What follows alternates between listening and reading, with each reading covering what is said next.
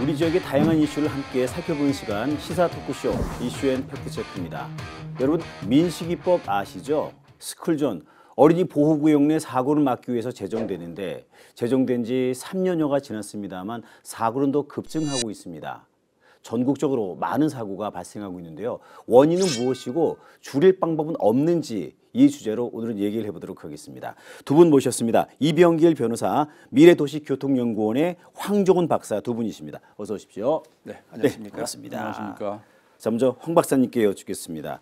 민식이법이 있음에도 줄어들지 않는 이 사고 건수. 일단은 우리 지역의 대구 경북 내 스쿨존 내에서만 해당되는 교통사고 현황 좀 짚어보죠. 네, 그 사고 자료는 이제 경찰청에서 이제 매년 집계를 하고 있습니다. 최근 2022년 그 작년 기준으로 보게 되면 한 해에 대구는 38건, 경상북도는 이제 160건. 그다음에 저희 지역인 이제 구미시는 이제 연간 이제 18건이 이제 발생을 하였습니다. 갈수록 증가하는 이유는 뭘까요? 법이 제정된 지 3년이나 됐는데 줄어들어야 정상 아닌가요?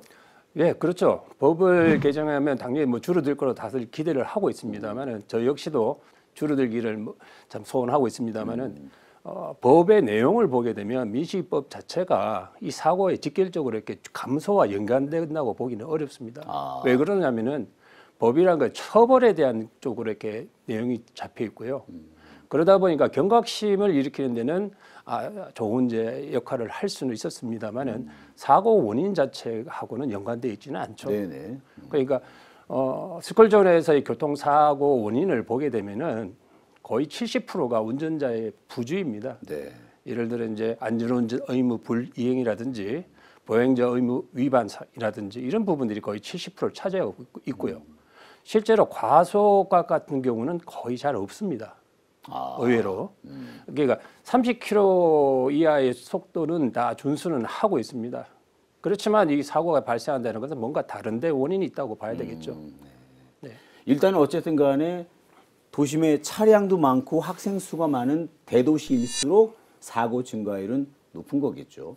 예, 당연히 그렇다고 볼 수 있습니다. 네. 아무래도 이제 학교라는 시설 자체가 예전부터 이러한 이제 안전 문제라든지 이런 상황을 좀 고려해서 계획을 된 것이 사실 아닙니다. 그렇죠. 입지적으로 주거 지역 내에 근접해서 이렇게 계획은 했습니다만은 사실 도로망 자체는 거기에 고려된 사항이 아니었죠. 네네. 그다음에 특히 이 주차 문제가 가장 큰 원인 중에 하나라고 저희들은 보고 있습니다. 속도는 이미 줄여서 어느 정도 괜찮습니다만은 이 불법 주차 차량 때문에 운전자들이 시거가 제약되는 문제가 가장 크죠. 특히 13세 이하 어린이 같은 경우는 키가 우리 일반 차량 승용차의 이 높이하고 거의 비슷합니다.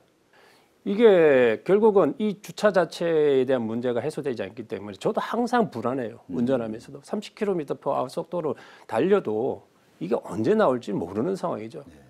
바로 이 주차 문제가 결국은 가장 근본적인 원인이라고 볼 수가 있는 겁니다. 주차 공간이 많이 부족하긴 하지만 어쨌든 현행법상으로 스쿨존 내 불법 정차가 전면 금지되어 있는데 과태료도 물게 되어 있고요. 더 엄하게. 그렇죠. 근데 계속 있는 거 보면 계도 활동을 게을리하는 거 아닙니까? 이게 2021년 10월부터 이제 도로교통법이 개정함에 따라서 오전 8시부터 오후 8시, 저녁 8시까지는 전면 주정차 금지입니다. 그러니까 학생들이 등하기 위한 일반적인 시간이죠. 시간뿐만 아니라 정차도 이제 금지가 되어 있죠. 네네. 그 스쿨존 내에서는. 그런데 실제 단속을 보게 되면은 단속은 사실 경찰과 지자체가 둘 다 할 수가 있습니다. 경찰이 단속할 경우에는 이제 운전자에 대해서 단속을 하고 운전자에게 범칙금을 이제 부과를 하게 되고, 그다음에 지자체의 경우에는 차량 위주로 이제 단속을 해서 과태료를 부과합니다. 즉 차량 소유주에게 이제 과태료를 부과하는 방식이 되겠습니다. 그렇다 보니까 경찰은 현장에서 보게 되면 운전자가 거의 없기 때문에 단속을 사실 안 하고 있고요. 그다음에 지자체 같은 경우는 인력으로 단속하는 방법이 있고, 그다음에 차량으로 이제 단속하는 방법이 있습니다. 예전에는 인력에 의한 단속도 했습니다만은 사람이 단속할 경우에 이 차주분들하고 여러 가지 문제가 이제 많이 발생을 해서 현재는 거의 안 하고 있습니다. 자, 그렇다면 지자체에서의 단속은 또 대부분 20m 이상의 도로에 대해서만 이 카메라에 의한 단속을 하고 있지 실제로 학교 통학로와 연관된 2차로 도로같이 이면도로의 경우는 거의 단속이 안 되고 있습니다. 그렇다면 CCTV에서 상시 단속이 이루어져야 되는데 CCTV를 무작정 설치하는 것도 한계가 있다는 것이죠. 그렇다 보니까 결국 법은 이때 실제로 단속이 안 되는 이러한 문제가 있고요. 지자체에서도 사실 이 부분에서 상당히 어려움을 겪고 있습니다. 왜 그러냐면은 스쿨존이라고 하는 것이 처음부터 만들어진 것이 아닙니다. 저희들이 살고 있는 학교와 또는 일상 우리 공간 속에 어느 날 갑자기 이 안전 문제가 부각되면서 스쿨존이라고 지정이 되어버립니다. 자, 그럼 학교 주변에는 주거 지역만 있는 것이 아니라 저희들이 일상생활과 관련된 여러 가지 생활 시설들이 있습니다. 네네. 편의점도 있고 식당도 있을 것이고 여러 가지 자영업을 하시는 가게들이 많습니다. 자, 이렇게 보게 되면 이분들은 정차 자체가 안 됩니다. 그러니까 주차 수요는 발생은 하고 있는데 스쿨존이라고 해서 법은 만들어놨습니다만 현실은 거기에 따라하지 못하기 때문에 이 주정차 활동이 지속적으로 있을 수밖에 없다는 것이죠. 네. 차량 주차 공간 부족도 큰 문제인 것 같습니다. 변호사님, 이 경우에도 처벌 수위가 미미해서일까요? 만약에 그 불법 주정차 과태료가 30만 원이다 해도 안 없어질까요? 방금 말씀하셨듯이 법은 있어도 단속이 지금 안 되는 것이 현실입니다. 네네. 그래서 30만 원이 되어도 단속이 안 되면은 아무 의미가 없죠. 지금도 뭐 단속이 되면은 사실은 10몇만 원, 13만 원, 13만 원의 과태료도 굉장히 큰 부담입니다. 네네. 그렇지만 하고 있는 것은 안 할 수 없는 불법 주정차를 할 수밖에 없는 뭐 그런 형편도 있을 것 같습니다. 그래서 차라리 이런 부분에 있어서 제 생각은 불법 주정차가 곤란하게 교통시설을 하는 것이 어떤가 그런 생각을 해봅니다. 단속 카메라가 있으면 속도를 줄이듯이 이 학교의 위험한 지역에서는 이게 도로에 요철을 만들어서 통행에 조금 속도를 내지 못하게 만드는 경우, 그다음에 주정차하고 관련해서는 이 가드레일 같은 것을 직선이 아니고 도로 시설과 같이 S자 형식이나 이렇게 조금 요철을 두어서 가드레일도 그러면은 주차를 하기가 조금 더 어려워지거든요. 네네. 왜 그러냐면 차도 쪽으로 차가 더 나가야 되니까 이런 식으로 해서 주정차를 조금 막는 것. 그다음에 불법 주정차 같은 경우에 견인할 수 있는 요건을 조금 더 쉽게 해서 어린이 보호구역에서는 아주 견인을 쉽게 하면은 견인을 하게 되면은 견인료까지 또 과태료에 추가해서 차량 보관료하고 부담을 해야 되니까 네네. 그것이 오히려 더 효과적이지 않을까 그런 생각을 해봅니다. 민식이법이 제 역할을 못하는 이유가 이제 일반적으로는 이건 너무 솜방망이 처벌 때문 아니냐라고 하는데 실제로는 솜방망이 처벌은 아니라고요? 이 법률 자체가 사고 예방 기능은 경각심을 갖게 해서 이제 주의를 좀 환기하는 기능은 있겠지만 이 처벌 규정을 처벌 상한을 올린다고 해서 사고 자체가 준다라는 것은 보장할 수 없는 것입니다. 지금 이제 그 사고가 난 경우에 기본적으로 교통사고는 과실범이라는 것입니다. 네네. 고의적으로 가해 운전자도 사고를 내고 싶어서 낸 것이 아니고 뭐 실수를 해서 이제 사고가 난 것이고 또 황 박사님 말씀대로 30km 이하의 속도는 이 학교 어린이 보호구역에서도 운전자들이 잘 지키고 있습니다.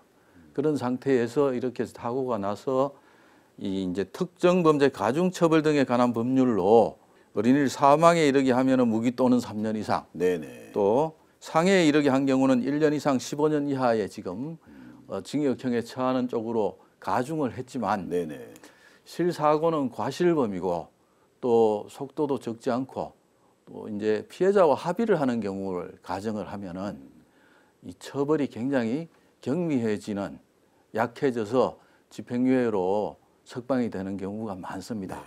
그래서 이제 개별적인 사유를 생각하지 않고 이제 보면은 이것이 솜방망이 처벌이 아닌가 하는 느낌도 들지만 특히 음주를 하거나 또 도주를 하는 경우 이런 경우에는 굉장히 가중 처벌을 하게 되어 있고 네네. 이런 경우는 지금 엄하게 처벌을 하고 있는 그런 경향입니다.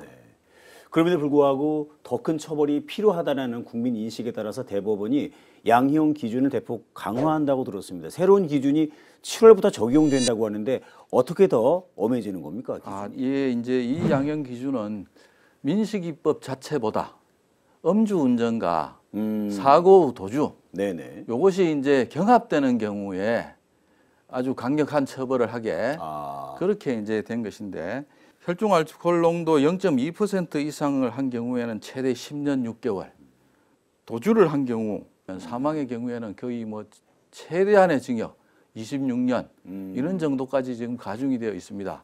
어린이 보호구역에서 30km 미만의 주의를 다하여 운전을 한다면은 크게 걱정하실 부분은 아니라고 생각을 합니다. 네네. 다만 우리 사고 예방이 중요하지 음주 문제, 도주 문제는 당연히 엄하게 처벌을 해야 되지만 네네. 음주하지 않고 도주하지 않는 경우는 다른 범죄하고의 양형을 고려해서 적절하게 피해 보상이 되고 합의를 한다면은 일반 살인 사건과 비교해서 너무 엄하게 처벌하는 것도 또 형평성에 문제가 있는 것이 아닌가 이런 생각도 합니다.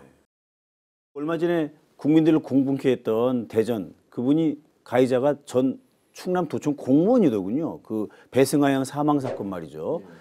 그 너무 처벌이 낮은 거 아니냐. 그리고 분명히 고의 사고 물론 술이 취했다고 하지만 고의 사고인 거나 마찬가지인데 뭐 안 치르고 노력했다고 거짓말을 한다든가 이런 점 때문에 더 큰 화를 자아내고 있습니다. 그 양반 처벌은 어떻게 되나요? 어린이를 상해에 이르게 한 경우에는 1년 이상 15년 이하의 징역이 지금 기본입니다. 이렇게 1년에서 15년이라는 상당히 큰 폭의 재량을 법원에 주고 있습니다. 이게 이제 그 가해자와 피해자와의 관계, 물론 가해자가 처음 사고를 낸 경위를 보면은 음주운전을 하고 또 거짓말을 하고 뭐 이런 아주 비난할 만한 점들이 많지만 그 후의 관계를 또 법원에 재판을 할 때는 고려를 해볼 필요가 있습니다. 만약에 합의를 했는지 또 진지하게 반성을 하고 있는지 이 사람이 지금까지 음주운전이나 아니면 다른 사고에 경력이 있는지 이런 것들을 다 충분히 고려를 해서 판단을 해야 되는데 징역형의 실형이 선고될 가능성이 높습니다. 특히 이 건은 음주운전까지 겸하고 있고 이번 7월부터 시행되는 이 양형 규정상 음주운전을 하게 되면은 가중 요소가 되고 상한선이 가중되기 때문에 굉장히 엄하게 처벌될 거라고 예상을 하고 있습니다. 근데 이제 음주로 사망 사고를 냈는데도 그냥 집행유예를 풀려난다거나 하는 경우가 지금 말씀하신 것처럼 뭐 초범이냐 피해자와 합의를 했느냐 뭐 이런 여러 가지 감경 요인을 따지기 때문에 그런 건데 그런 감경 요인을 제외시킬 수는 없는 건가요? 그 것만 하기는 좀 힘들다 이거죠? 그렇죠. 그 건에서 이게 이제 양형 규정이나 법률이라는 게 추상적이라서 개별적인 사항에만 딱 떨어지게 할 수는 없습니다. 그 가해자도 만약에 피해자와 합의를 하고 뭐 진지하게 반성을 피해자 가족이 받아들인다면은 충분히 감경될 여지가 있습니다. 또 기존의 가해자 개인적인 성향이 또 재판에서는 또 굉장히 중요합니다. 뭐 범죄를 저지를 성향이 많으냐, 즉 전과가 많느냐, 아니면은 성실하게 지금까지 살아왔느냐 이런 것들도 감안을 해야 되기 때문에 일률적으로 법원 외부에서 미리 재단해서 이렇게 될 것이다라고 판단하기는 힘이 듭니다. 하도 그 실제 효과가 없고 법을 또 엄하게 하는 게 능사가 아니다라는 얘기가 나오니까 또 새로운 방안이 나오는데 안심 승하차존을 확대해야 한다는 목소리입니다. 이거는 뭐고 지역에 얼마나 설치되어 있는지 그리고 어떤 효과를 거둘 수 있는지 안심 승하차존이 뭔지 먼저 알아보죠. 네. 앞서도 이제 저희들 법이 이제 개정되면서 어린이 보호구역 내에서는 이제 주정차가 전면 금지됐죠. 그러다 보니까 학교 이제 불가피하게 등하교를 시켜야 되는 차량들의 경우에 정차 자체가 안 됩니다. 네네. 또한 이제 하교 시간대는 이제 학원 차량들이 또 대기를 해야 되는 상황이 발생하게 됩니다. 예. 바로 이런 이제 불가피한 상황에 대처하기 위해서 지정된 장소에서 즉 안전하다고 판단되는 장소에다가 이제 승하차를 할 수 있도록 만든 것이 안심 승하차 존이라고 얘기를 할 수 있죠. 아직 뭐 거의 없겠죠? 예, 잘 없습니다. 지금 전국적으로도 아직 50% 이상 되지도 않고요. 뭐 많이 하는 데가 수도권 쪽에서 한 11% 내지 한 28% 정도 되고요. 대구 지역 같은 경우는 뭐 채 한 1%가 안 되는 걸로 알고 있습니다. 네네. 승하차 존을 이제 확대를 할 필요성은 사실은 있습니다. 왜냐하면은 이 법이라는 것이 사실 너무 원칙적인 부분에서 얘기는 했습니다만은 앞서도 설명드린 것 같이 기존 저희들이 살고 있는 지역 사회에 어느 날 갑자기 큰 규제가 되다 보니까 여러 가지 상충되는 부분이 많습니다. 특히 이제 학교에 앞서 좀 전에 말씀드린 것 같이 등하교 학생들을 위해서는 승하차를 해야 되는데 자 그렇다고 보면 현실은 다 합니다. 사실은 단속이 안 되기 때문에 무질서하게 하는 것보다는 차라리 지정된 장소에다 이렇게 승하차를 하는 것이 바람직하고요. 그러나 다만 이제 문제가 뭐냐면은 이건 당연히 이제 경찰에서 지정을 해야 됩니다. 근데 지정 장소를 막상 행정에서 하려고 보니 이게 마땅치 않은 거예요. 공간이 부족하긴 하겠죠. 공간도 부족할 뿐더러 여기가 적절한지 안 한지에 대한 판단에 대한 근거라든지 이런 것들이 아직은 미흡하다는 것이죠. 이런 행정에서는 뭔가 이렇게 지정을 하게 되면 또 책임이 따르지 않습니까? 그러다 보니까 경찰에서 하는데도 좀 한계가 있고요. 그다음에 지정이라는 것이 그리 단순하지는 않습니다. 왜 이 장소를 했는지에 대해서는 사후에 대한 책임을 따지려면은 객관적인 근거가 있어야 됩니다. 실제로 통학 시간대에 통학 차량 외에도 일반 차량 포함해서 교통량이 어느 정도 되는지 또는 도로 여건은 또 어떤지 실제로 통학 학생들의 그 동선이죠. 동선하고 상충은 안 되는지 자 이러한 기초적인 조사나 분석을 경찰에 직접 할 수 있느냐 그렇지는 않습니다. 자 그렇다면 교육청에서 그러면 이것을 담당해야 되느냐 교육청도 한계가 있다는 것이죠. 교육청 같은 경우는 이러한 이제 공학적인 지식이라든지 분석을 직접 할 수는 없죠. 결국은 제 생각에는 이것을 확대하려고 하게 되면은 경찰이나 어느 쪽에서 나서서 누구한테 할 것이냐가 중요한 것이 아니라 프로세스가 만들어져야 되겠죠. 예를 들어 교육청에서는 일선 학교를 대상으로 이제 수요 조사를 하는 거죠. 안심 승하차 존이 필요한지 안 하는지 수요 조사를 한 뒤에 그리고 난 다음에 경찰청에다가 전부 접수를 하게 되면 경찰에서는 매 정해진 시기마다 교통안전심의위원회를 개최를 합니다. 적절하다고 판단되면 거기서 지정에 대한 결과들이 이제 통보하게 되죠.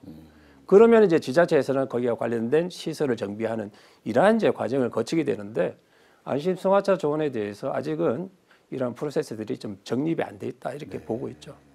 다양한 기관이 협의를 해야 되고 말씀 듣고 보니까 안심 승하차존 하나 만드는 것도 보통 힘든 일이 아니구나 생각이 듭니다. 그 부분하고 관련해서 제가 이제 생각을 좀 해본 것은 등하교 시간에 결국은 이제 승하차가 가장 많고 네네. 요즘 이제 우리나라 실정이 학원에 가는 학생들이 어린이들이 많기 때문에 교육청에서 조금 많이 양보를 해서 학교 내부에 이 승하차 하는 이 차량들이 진입할 수 있는 공간을 오히려 무슨 정문 쪽이나 아니면은 뭐 담장을 좀 허물더라도 거기에 인정을 해주면은 다른 일반 통행 차량에도 부담을 주지 않고 조금 뭐 5, 6분 이상 장기적인 시간에 정차를 할 여지도 있고 그렇지 않을까 그런 생각도 해봤습니다. 네. 물론 그 경우에도 반드시 그 일정 구역을 정해놔야 되겠죠. 왜냐하면 학교 그렇죠. 운동장이라든가 학교 내부에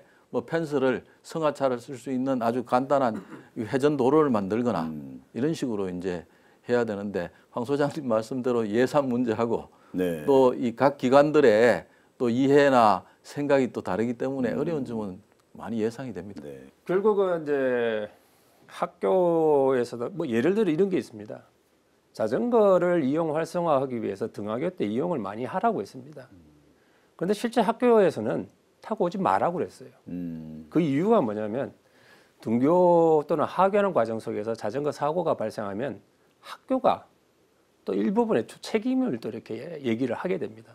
그러니까 학교 입장에서는 아예 타고 오지 말라는 얘기가 이제 나오는 거죠. 그런 것처럼 아까 우리 변호사님이 정말 좋은 이제 안을 주셨는데 학교 안에 일정한 공간을 마련해서 안전하게 승하차를 할 수 있는 존을 만드는 건 저도 찬성입니다. 다만 학교에서 직접 직접 이것을 지정하고 운영하는 데 상당히 부담을 느낀다는 얘기죠.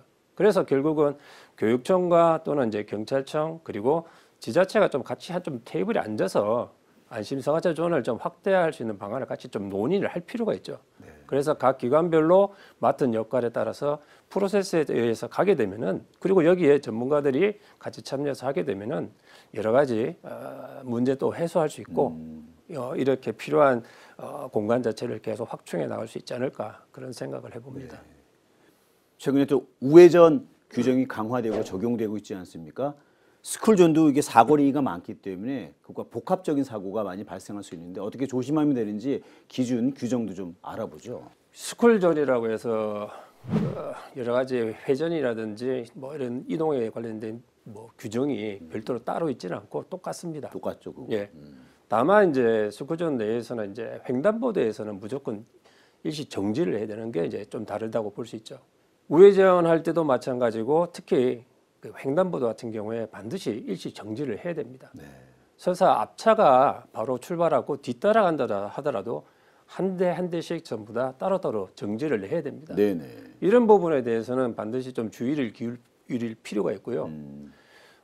도로교통법이나 모든 법이라는 것이 모든 개개인에게 이것을 다 지키라고 한다기보다는 저는 어떤 경각심과 그다음에 운전자 의식이 법에 맞춰서 같이 좀 변화해야 될 필요성이 있다고 봅니다. 앞서도 설명했다시피 법은 있으나 단속이 이루어지지 않으면 행해지지 않는 이런 상황 자체가 결코 바람직하지는 않다는 얘기죠. 저희들이 자녀를 키울 때 너 몇 시 되면 자야 되고 그다음에 언제 되면 이빨을 닦아야 되고 모든 여러 가지 제재사항을 다 얘기하지 않습니까? 애들이 그거 다 지키나요? 문제는 아이들이 부모님의 지속된 훈육과 함께 가르침에 따라서 바뀌어가듯이 저희들도 법이 바뀌었으면은 서서히 우리 운전자들도 의식이 바뀌어야 되니까 가장 우선적이라고 볼 수 있죠. 예를 들어 횡단보도에서 해서 정지해야 된다 이런 거 한번 해보면 할만합니다. 자, 황 박사님, 이 스쿨존 사고를 예방하려면, 막으려면 어떤 법이 강화돼야 될지 마지막 말씀 부탁드리겠습니다. 사실 민식이법도 생겼고 그다음에 도로교통법도 여러 차례 개정을 하면서 어린이 안전을 위해서 많은 노력을 하고 있습니다만은 이건 그저 법입니다. 큰 규범이고 틀을 만드는 것이지 정말 실제로는 우리 학교 주변의 현장 속에서 움직임들이 있어야 된다는 얘기죠.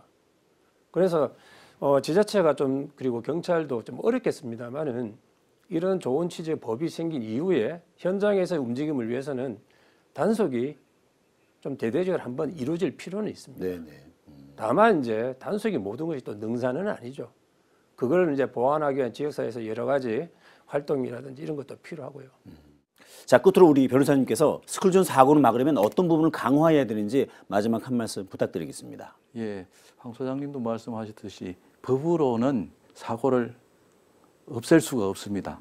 다만 사후에 처벌을 강화해서 경각심을 고지하는 그런 효과만 있습니다. 근데 이게 이제 스쿨존 사건의 사고 예방을 위해서 제가 평소에 생각을 한 것은 건널목 주위에 센서를 설치해서 어린이가 움직임을 갖거나 또는 이 건널목에서 30m나 20m 정도의 차량이 접근을 하는 경우에 그 건널목에서 방송을 해서 주의를 환기하는 뭐 위험해 이런 말을 한다든가. 그렇죠. 예, 그런 정도라도 하면은 애들이 소리를 들으면은 그런 게 없는 것보다는 조금이라도 더 생각을 해서 돌발적인 행동, 갑자기 뛰어나가거나 이런 것들은 또 예방을 할 수 있지 않을까 그런 생각을 합니다. 네네. 개인적으로는 저는 진행 방향 좌우측에 주차가 많이 되어 있으면은 주차된 차량에 그 바퀴 쪽에 어린이의 발 같은 거, 사람이 있구나 하는 거를 알 수 있는 그런 경우가 있으니까 시청자 여러분에게 권고를 드립니다. 네. 그것도 주의해야 한 방법이라고 말씀을 드립니다. 말씀 듣고 보니까 엄벌 말고도 다양한 방안이 나올 수 있겠네요. 오늘도 진지한 논의를 해봤고요. 오늘 두 분 좋은 말씀 감사합니다. 수고 많으셨습니다. 네. 자, 말씀처럼 민식이법이 이제 탄생된 지 3년이 됐는데 스쿨존 사고가 오히려 증가했다는 거 굉장히 슬픈 사실입니다. 보여주기식 법 말고 실효성 있는 법, 그리고 두 분께서 말씀하신 다양한 방안들을 좀 더 많이 강구했으면 좋겠습니다. 그리고 모두가 나의 아이라는 인식도 꼭 필요하리라 생각됩니다. 자, 오늘도 안전운전하시고요. 저희는 다음 이 시간에 인사드리겠습니다. 감사합니다.